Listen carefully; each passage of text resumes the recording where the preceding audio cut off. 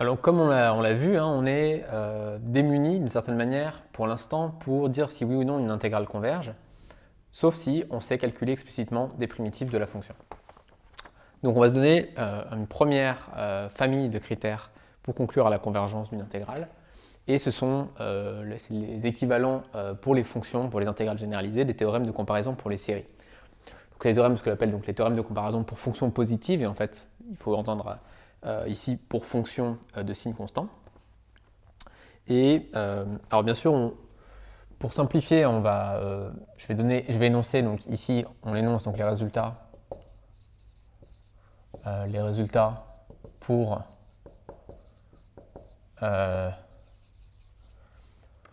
le cas où on se place sur un intervalle de la forme AB, où B appartient à R union plus l'infini.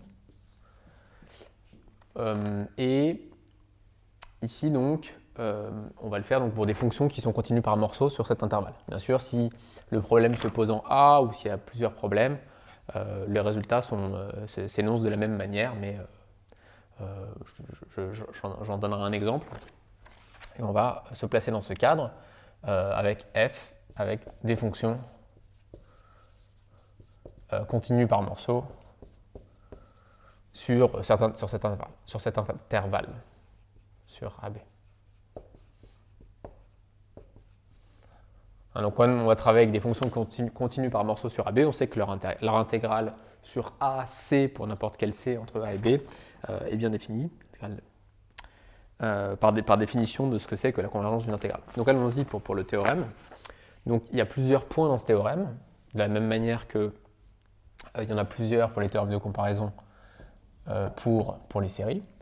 Donc ici je me donne f, g continu par morceau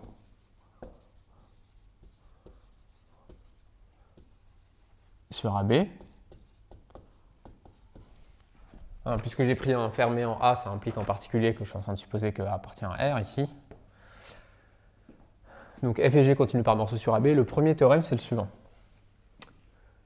Si f de t, alors pardon, très important bien sûr, l'hypothèse critique, c'est que f et g sont positives. Et encore une fois, ces résultats vont être valables pour des fonctions de signe constant. Donc positives. Attention, tout ce que je m'apprête à dire n'est valable que dans ce cadre, pour des fonctions positives.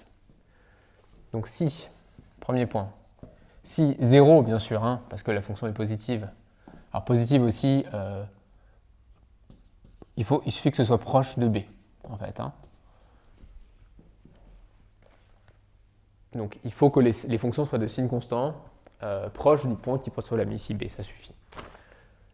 Donc si 0 est plus petit que g de t, plus petit que f de t, plus petit que g de t, pour t proche de B, donc s'il existe un petit voisinage de B tel que f de t est plus petit que g de t, si B vaut plus l'infini, ça veut dire qu'il existe un t0 à partir duquel f de t est inférieur ou égal à g de t. Donc signifie exactement ceci.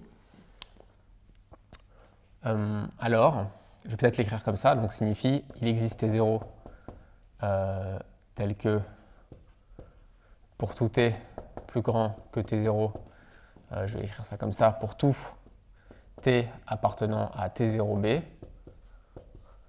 f de t plus petit que g de t.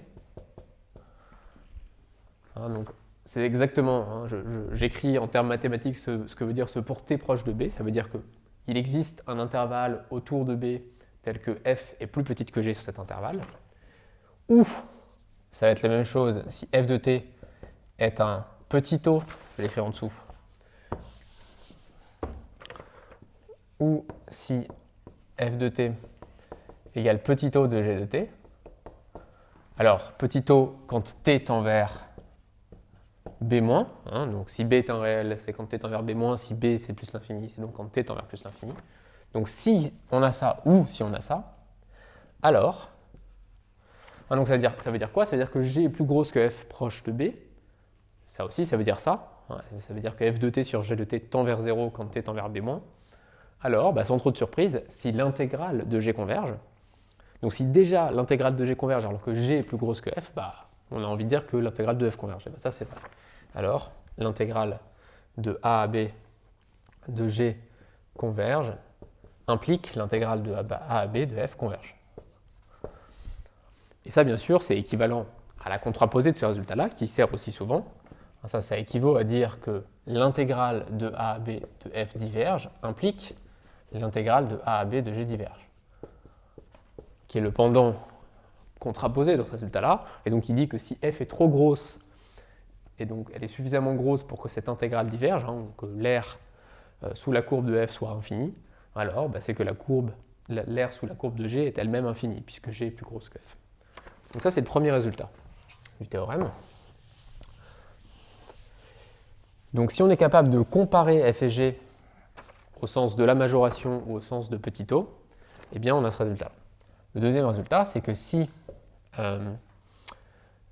f de t équivaut à g de t quand t tend vers b-, alors, toujours pour des fonctions positives, j'insiste, je supposais qu'elles sont positives dès le départ, là je l'ai rappelé en mettant ce 0 plus petit que f, alors l'intégrale de a à b de f converge, c'est équivalent au fait que l'intégrale de a à b de g diverge. Et donc bien sûr, dire ceci, c'est pareil que de dire que la divergence de l'intégrale de f est équivalente à la divergence de l'intégrale de g. Donc si une des fonctions est plus petite que l'autre, on a ces résultats-là. Si elles sont du même ordre au voisinage de b, si f de t équivaut à g de t quand t tend vers b-, alors on dit que les intégrales sont de même nature. Une intégrale converge si et seulement si l'autre converge, ce qui est équivalent à dire que l'intégrale diverge si et seulement si l'autre diverge. Ok. L'autre élément important ici, c'est de bien se rappeler ce que ça signifie, ça. Ça signifie que si g est une fonction qui ne s'annule pas, alors dire ceci, c'est équivalent à dire que le quotient f de t sur g de t tend vers 1 quand t tend vers b-. Je vais peut-être l'écrire ici, le rappeler. Donc, ça signifie f de t sur g de t. Ça signifie ça si g ne s'annule pas. Mais dans la pratique, c'est ce qui va se passer. Quand t tend vers b-, tend vers 1. Et ça, je vous rappelle que ça signifie que f de t sur g de t tend vers 0 quand t tend vers b-. Donc ça dit que f est petite devant g au voisinage de b. Et ça dit que f et g sont du même ordre au voisinage de b. Ok. Alors je vais faire, bien sûr, quelques exemples d'application de ce résultat. Mais avant toute chose, je vais le démontrer. Ça, c'est la fin du théorème. Ok. Donc, preuve. On va voir que ça ne va pas être très difficile de démontrer ce résultat-là.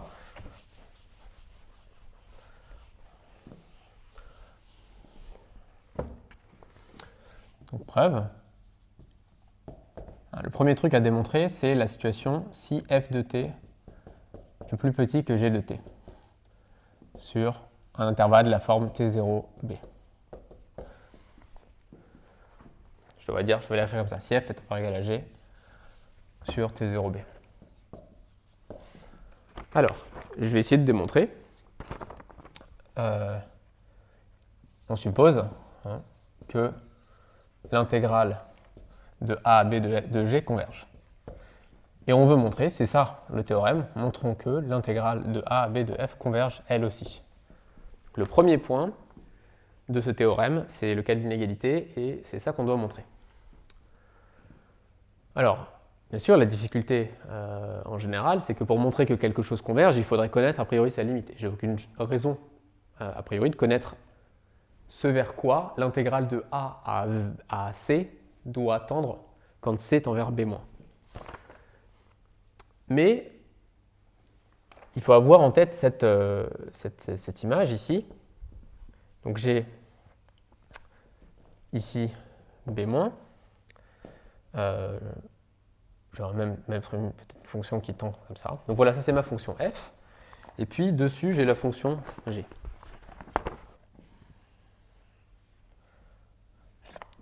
Et je sais, puisque je suppose que l'intégrale de AB de g converge, je sais que l'air sous la courbe de g est fini. Même si potentiellement, ici, je imaginais que g et f sont des fonctions qui tendent vers plus l'infini quand t tend vers b-. Et moi, je me demande, ce que je vais devoir faire, par définition, je vais devoir regarder l'aire sous la courbe de f jusqu'à un certain petit c, et me demander si cet objet admet une limite quand c tend vers b-.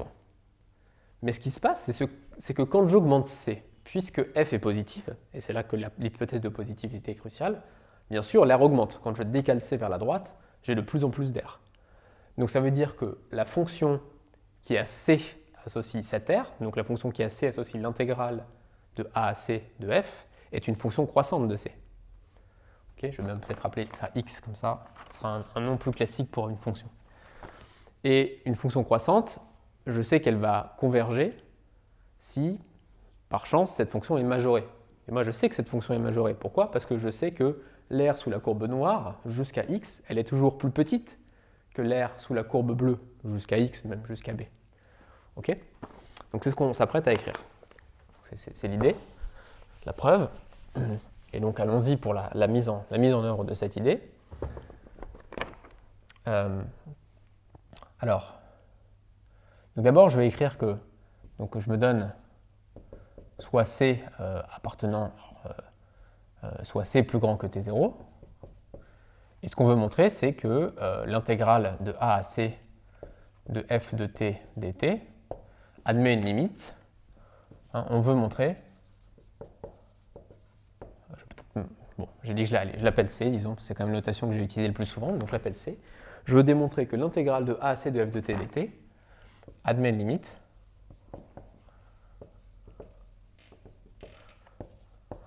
quand c tend vers b-.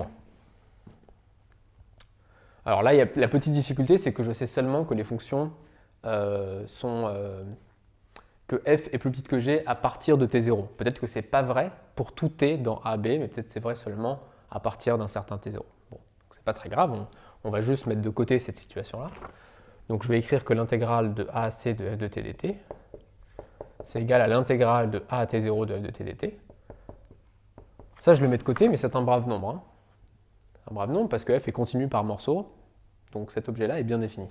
Voilà, peut-être que f prend des valeurs négatives sur cet intervalle, parce que je suppose seulement qu'elle est positive proche de b, et sur cet intervalle, f n'est pas forcément plus petite que g, elle l'est seulement pour t plus grand que t0. Donc j'écris ici l'intégrale de t0 à t de f de t dt, de f de t dt. Donc vous voyez que finalement, la seule chose qui me reste à démontrer, c'est à démontrer que ce truc-là admet une limite. Ça, c'est un brave nombre.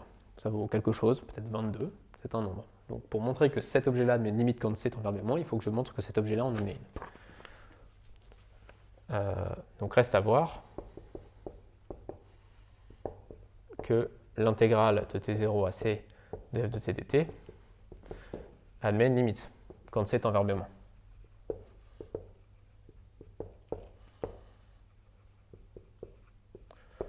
Ok, alors comment je vais faire ça? Eh bien, justement, je vais dire que l'intégrale, je sais que les fonctions, je devrais peut-être appeler ça t0. Je ne sais pas ce que font f et g avant, elles ne sont peut-être pas l'une en dessous de l'autre, mais à partir de t0, c'est vrai. Donc je peux écrire comme pour tout t appartenant à t0 f de t est plus petit que g de t, par croissance de l'intégrale, j'ai l'intégrale de t0 à c de f de t dt, qui est plus petit que l'intégrale de t0 à c de g de t dt. Par ailleurs, ça c'est positif. Mais bon, c'est pas le plus important ici. On va voir ce qui est important. Je ne vais pas le mettre. Et ça, donc ça c'est l'aire de g sous la courbe entre t0 et c, donc je vais pouvoir la majorer par l'aire de g sur carrément tout t0 b-. Cet objet étant défini, puisque g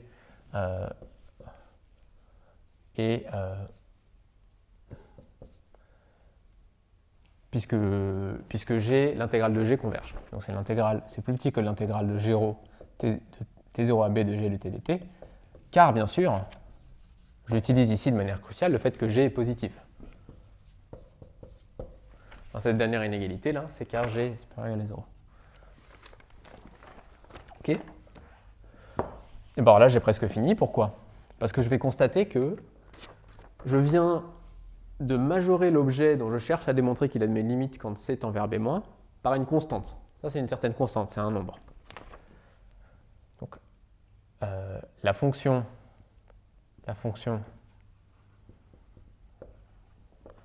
c donne l'intégrale de t0 à c de f de t dt est donc majorée. Cette fonction est majorée. Et je pourrais donc conclure si j'arrive à démontrer que cette fonction est croissante. Et ça, c'est ce que je disais tout à l'heure, comme f est positive, quand on augmente c, bien sûr, cette r augmente. Donc on va l'écrire, hein, mais c'est une évidence. Pour c1 plus petit que c2, l'intégrale, je vais l'appeler psi cette fonction peut-être, l'intégrale de, donc je vais écrire psi de c2 moins psi de c1. Donc c'est l'intégrale jusqu'à c2 moins l'intégrale jusqu'à c1. Donc ça, par le théorème de Chasles, c'est simplement l'intégrale. Donc c'est l'intégrale de t0 à c2 de f moins l'intégrale de t0 à c1 de f. Donc ça fait juste l'intégrale de c1 à c2 de f de t dt. Et comme f est positive sur... Alors, il faut bien sûr ici que je prenne c1.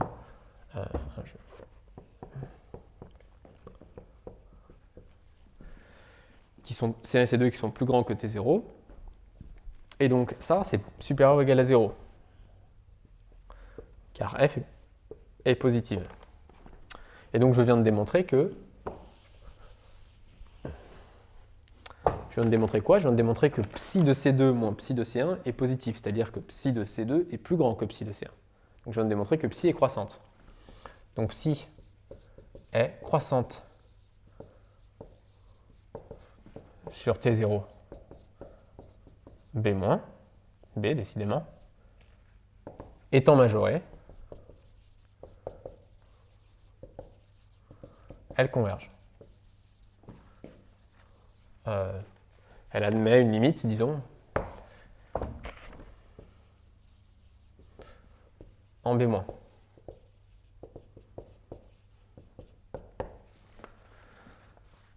Et donc, qu'est-ce que c'est la conclusion de tout ça? J'ai démontré que l'intégrale de t à 0 à c de f de t dt admet une limite. Ça, c'est un brave nombre. Donc ça admet une limite, et c'est ce que je voulais montrer. Donc la preuve est terminée ici. Ok, donc ça démontre le premier point. Maintenant, deuxième point. On va voir qu'une fois qu'on a démontré ça, les autres points sont assez faciles à démontrer. Donc,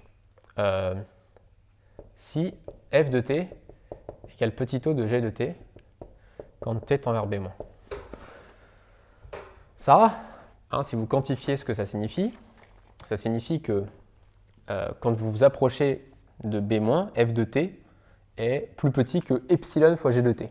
Okay, donc, ou plutôt pour epsilon donné, f de t est plus petit que epsilon fois g de t pour peu que vous soyez assez proche de b-. Okay, donc, soit pour epsilon égale 1. Ça implique qu'il existe T0 tel que, pour tout t appartenant à T0 B, eh bien f de t est plus petit que epsilon fois g de t. Alors ici, j'aurais pu prendre epsilon égale 39. Tout ce qui compte, c'est que je puisse majorer f de t par une constante fois g de t. Bon, ben me voilà retourné dans le premier cas, sans trop de surprise. F de t égale petit au g de t, c'est plus fort, c'est dire de manière plus forte que f de t est petit devant g de t. C'est pas seulement une inégalité. Donc en particulier, si vous êtes petit au de g de t, ça veut dire que f de t au voisinage de b est plus petit que n'importe quoi fois g de t pour peu que vous vous attendiez d'être suffisamment proche de b. Et donc vous pouvez conclure donc, par le premier résultat, donc si l'intégrale de a à b de g converge, l'intégrale de a à b de f aussi. Je conclus avec le premier résultat, puisque je suis exactement sous les hypothèses de ce premier résultat. Ok. Alors, il reste à gérer la dernière situation, et ça va pas être beaucoup plus difficile. Donc qu'est-ce qu'on va dire maintenant? Si f de t équivaut à g de t quand t tend vers b-. Donc ça veut dire que pour tout epsilon strictement positif, il existe T0 qui dépend de epsilon, bien sûr.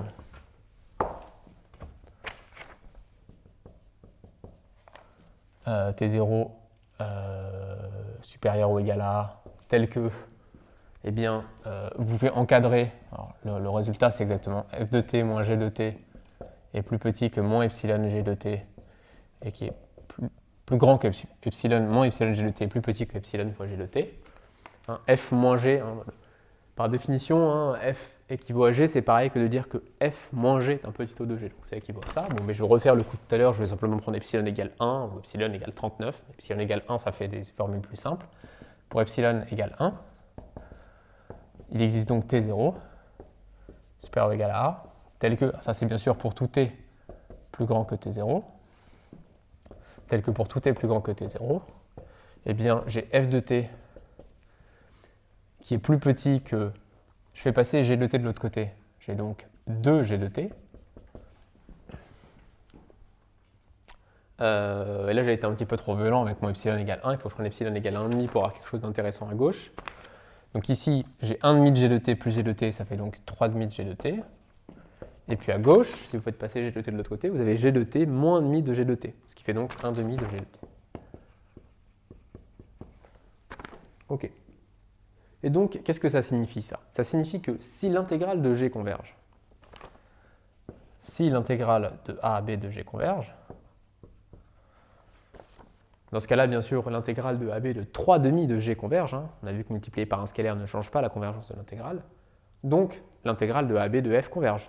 Ça, c'est le résultat du premier point du théorème. L'intégrale de AB de f converge. Et rappelez-vous que dans cette situation-là, on veut démontrer que c'est équivalent d'avoir convergence de l'intégrale de AB de g et convergence de l'intégrale de AB de f. Donc, il me faut aussi montrer la réciproque, c'est-à-dire que si l'intégrale de AB de f converge, je veux montrer que cette intégrale converge. Si maintenant l'intégrale de a à b de f converge, maintenant je regarde l'inégalité de gauche. Si cette intégrale converge, je sais que l'intégrale de 1,5 de g converge, toujours par le premier point du théorème. Mais là encore, je vous rappelle qu'une constante ne change rien à la convergence de l'intégrale, donc ça implique que l'intégrale de a à b de g converge. Donc vous voyez qu'une fois qu'on a démontré le résultat avec l'inégalité, le résultat avec le petit o et avec l'équivalent tombe directement dans notre escarcelle. Ok, et donc ça clôt la preuve. Ok, donc vous voyez encore la puissance de ce résultat d'analyse. Si vous avez une fonction qui est croissante majorée, elle met une limite. C'est un résultat très puissant parce qu'il ne nécessite pas que vous connaissiez a priori la limite. Donc il vous permet de démontrer des convergences d'objets sans avoir sous la main leurs limites. Et donc ces résultats sont très importants. D'ailleurs, on va utiliser l'autre résultat de ce style que vous avez en analyse réelle, qui est les suites de Cauchy. On va l'utiliser dans un instant. Mais avant ça, faisons des exemples d'application de ce résultat.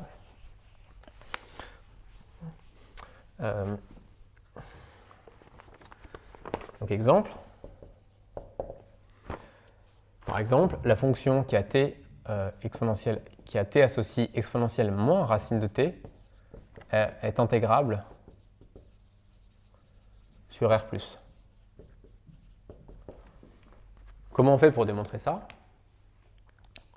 Il y a plusieurs manières de le faire, mais une manière très simple de démontrer ce résultat-là, c'est de voir que effectivement pour cette fonction, il n'y a pas de problème en zéro. En fait, le seul problème étant plus l'infini ici. Donc on va le dire, donc je vais appeler ça f. F est continu sur R+, donc localement intégrable sur R+. Autrement dit, en disant ça, j'explicite le fait qu'il n'y a pas de problème pour calculer l'intégrale de la fonction sur un intervalle de la forme 0a. Et donc j'ai juste besoin de regarder ce qui se passe en plus l'infini. Et en plus l'infini, qu'est-ce que j'ai sous la main? J'ai un certain nombre de fonctions dont je sais qu'elles sont intégrables, à savoir notamment les fonctions de Riemann, 1 sur t puissance alpha, et en plus l'infini, ces fonctions sont intégrables si alpha est strictement supérieur à 1. Alors, donc, je peux donc écrire que or t carré exponentiellement racine de t, ça tend vers 0 quand t tend vers plus l'infini. Ce qui est équivalent à dire qu'exponentiellement racine de t, c'est un petit o de 1 sur t au carré, par croissance comparée.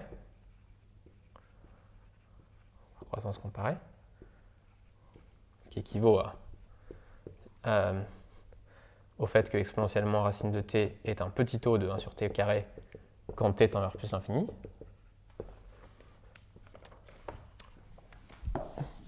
Alors ici, il faut faire un petit peu attention.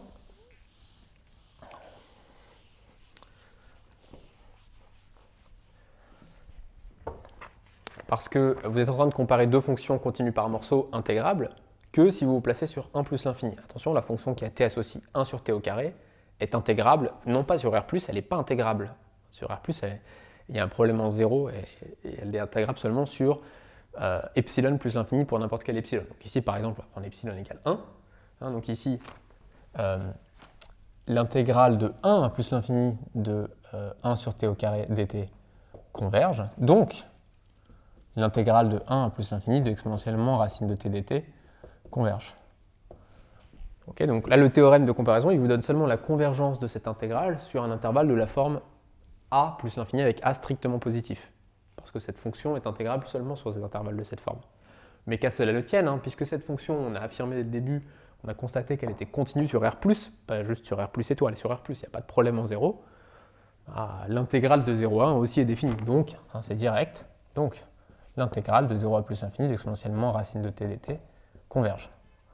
Je n'ai pas besoin d'aller regarder ce qui se passe en 0 grâce au fait que la fonction est continue sur R+. Ok, ça c'est un premier exemple. Deuxième exemple, je prends la fonction, disons, g, qui a t associe log de t sur 0, 1. J'affirme qu'elle est intégrable sur 0, 1. Alors ce résultat, en fait, on l'a déjà vu.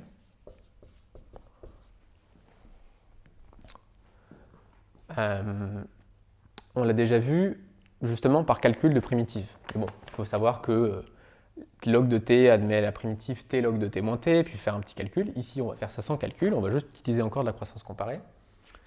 À savoir que quand t tend vers 0, alors déjà, constatons que le problème vient uniquement de 0. Cette fonction, elle est continue sur 0,1. Donc f est continue sur 0,1. Donc, localement intégrable sur 0,1.